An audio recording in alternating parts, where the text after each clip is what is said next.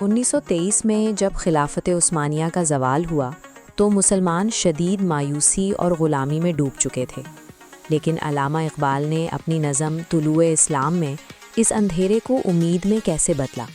انہوں نے مثال ایک گہری رات سے دی جہاں ستارے آہستہ آہستہ بجھ رہے ہیں۔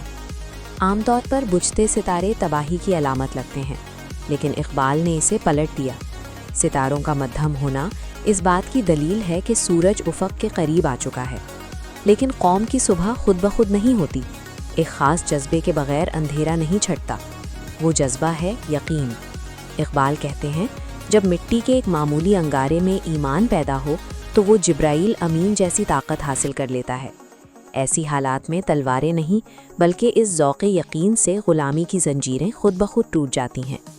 اس لیے 1923 کے اس اندھیرے میں بجھتے ہوئے ستارے مسلمان قوم کی موت نہیں تھے، بلکہ یہ اس بات کا ثبوت تھا کہ ایک نئی صبح کا طلوع پہلے ہی شروع ہو چکا ہے۔